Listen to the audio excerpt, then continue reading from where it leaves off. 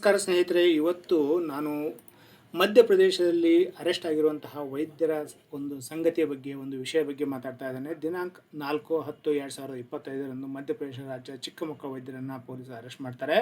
ಕಾರಣ, ಸುಮಾರು 11 ಮಕ್ಕಳು ಕೆಮ್ಮಿನ ಔಷಧಿಯನ್ನು ತೆಗೆದುಕೊಂಡಿದ್ದಕ್ಕಾಗಿ ಪ್ರಾಣವನ್ನು ತೆರಬೇಕಾದಂಥ ಪ್ರಸಂಗ ಬರುತ್ತೆ.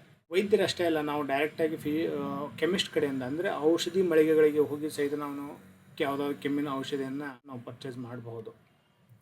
ಈ ಥರ ಕಂಡೀಷನಲ್ಲಿ ಸ್ವಲ್ಪ ಜಾಗೃತವಾಗಿರ್ಬೇಕು. ನೋಡಿ, India approves possibly cough syrup link to the death of at least 9 children. ಇದು ಮುಂಚೆ 9 ಜನ ಮಕ್ಕಳು ಅಂತಿತ್ತು, ತದನಂತರ 11 ಜನ ಅಂತ ಇತ್ತು ಸದ್ಯದ ಅವಸ್ಥೆಯಲ್ಲಿ. ಕಫ್ ಸಿರಪ್ಪು ಏನಾಗುತ್ತೆ, ಇದು ಗಟ್ಟಿ ಆಗಬಾರ್ದು, ಇದರಲ್ಲಿರುವಂತಹ ಅಂಶಗಳು ಗಟ್ಟಿ ಆಗಬಾರ್ದು, ಕ್ರಿಸ್ಟಲೈನ್ ಆಗಬಾರ್ದು ಅಂತ ಹೇಳ್ಬಿಟ್ಟು ಗ್ಲೈಸರಿನ್ ಅಥವಾ ಗ್ಲೈಕಾಲ್ ಅಂತ ಏನೋ ಔಷಧ ಇರುತ್ತೆ, ಅದನ್ನು ಆ್ಯಡ್ ಮಾಡ್ತಾರೆ. ಬಟ್ ಸೂತಿಂಗ್ ಏಜೆಂಟಾಗಿ ಮಾಡುತ್ತೆ, ಡೆಮಿಸೆಂಟ್ ಏಜೆಂಟಾಗಿ ಇದು ಕೆಲಸ ಮಾಡುತ್ತೆ. ಇದು ಒಳ್ಳೆ ಕ್ವಾಲಿಟಿ ಆದಂತಹ ಗ್ಲೈಕಾಲನ್ನು ಯೂಸ್ ಮಾಡದೇ ಇರೋದ್ರಿಂದಾಗಿ ಅಥವಾ ತಮ್ಮ ಅಡಲ್ಟ್ರೇಷನ್ ಆಗಿರಬಹುದು, ಅಂದರೆ ಕಲಬೆರಕೆ ಆಗಿರ್ಬೋದು, ಡೈಎಥೈಲ್ ಗ್ಲೈಕಾಲ್ ಅಂತ ಅಂಶ ಇದರಲ್ಲಿ ಕಂಡು ಬಂದಿದೆ. FDA ಇದನ್ನು ಅಪ್ರೂವ್ ಮಾಡಲ್ಲ. FDA ಯಾವುದೇ ಕ್ವಾಲಿಟಿ ಅಂದರೆ 1% 2% ಆದರೂ DEG ಹಾಕ್ಬೋದು ಅಂತಲೂ ಹೇಳಲ್ಲ. 0% ಇರಬೇಕು DEG. ಅಂಥದ್ರಲ್ಲಿ ಈ ಕೆಮ್ಮಿನ ಔಷಧಿಯಲ್ಲಿ ಪರೀಕ್ಷೆ ಮಾಡಿದಾಗ ಸುಮಾರು 48ರಷ್ಟು DEG ಕಂಡು ಬಂದಿದೆ. ಮಧ್ಯಪ್ರದೇಶ, ತಮಿಳುನಾಡು ಮತ್ತು ಕೇರಳ ಇದನ್ನು ಆಲ್ರೆಡಿ ಬ್ಯಾನ್ ಮಾಡಿದ್ದಾರೆ. ಈ cough syrup Coldrif cough syrup ಅಂತ, batch number SR13, manufacturing date 2025 May, expiry date 2027. ಇದು ಶ್ರೇಯಸ್ ಫಾರ್ಮಾ ಅನ್ನೋ ಫಾರ್ಮಾಸ್ಯೂಟಿಕಲ್ಸಿಂದ ಮ್ಯಾನುಫ್ಯಾಕ್ಚರ್ ಆಗಿದೆ. ಸೊ ಈ ಒಂದು ಭಾರತೀಯ ದಂಡ ಸಂಹಿತೆ ಆಧಾರದಲ್ಲಿ 105 ಅಂದರೆ culpable homicide not amounting to murder ಅನ್ನೋ ಸೆಕ್ಷನ್ ಅಡಿಯಲ್ಲಿ, ಮತ್ತು ಭಾರತೀಯ ದಂಡ ಸಂಹಿತೆ 276 ಅಂದರೆ ಕಲಬೆರಕೆ, ಔಷಧಿಯಲ್ಲಿ ಕಲಬೆರಕೆ ಹಾಕೋ ಒಂದು ಕಾನೂನಿನ ಅಡಿಯಲ್ಲಿ, ಮತ್ತು ಸೆಕ್ಷನ್ 27 ಅಡಿಯಲ್ಲಿ ಡ್ರಗ್ ಆ್ಯಂಡ್ ಕಾಸ್ಮೆಟಿಕ್ ಆ್ಯಕ್ಟ್ 1940 ಅಡಿಯಲ್ಲಿ ಇದನ್ನು ಒಂದು ಕಂಪ್ಲೇಂಟನ್ನು ರಿಜಿಸ್ಟರ್ ಮಾಡಿ, ಇದು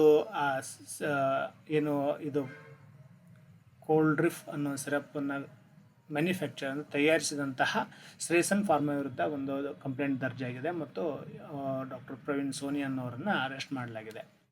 ಇನ್ನೊಂದು ರಿಪೋರ್ಟಲ್ಲಿ ಹೇಳುತ್ತೆ 11 ಜನ ಮಕ್ಕಳು ಮಧ್ಯಪ್ರದೇಶದಲ್ಲಿ ತೀರಿ ಹೋಗಿದ್ದಾರೆ. ಈ ಜೀವ ರಕ್ಷಕ ಆಗಬೇಕಾಗಿರುವಂತಹ ಕೆಮ್ಮಿನ ಔಷಧಿ ಮಾರಣಾಂತಿಕ ಆಯಿತು. ಕಾರಣ,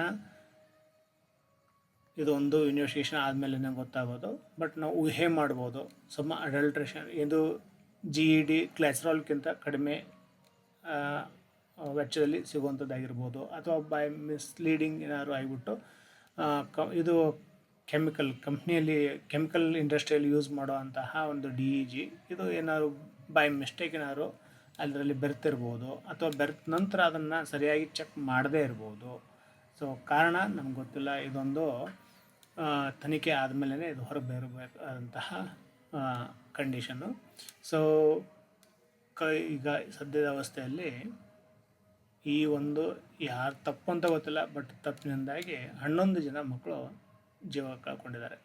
ಸೊ ಕಫ್ ಸಿರಪ್ ಯೂಸ್ ಮಾಡೋಕ್ಕಿಂತ ಮುಂಚೆ ನಮಗೆ ಯಾವುದೋ ಕಂಟ್ರೋಲಲ್ಲಿರಲ್ಲ, ವೈದ್ಯರು ಏನು ಕೊಡ್ತಾರೆ ಅದನ್ನೇ ಯೂಸ್ ಮಾಡಬೇಕಾಗತ್ತೆ. ಆದರೆ ಅಟ್ಲೀಸ್ಟ್ ನಾವಾಗಿ ಯಾವುದಾದ್ರೂ ತೆಗೆದುಕೊಳ್ಳೋದಾದರೆ ಒಳ್ಳೆಯದು. Thank you.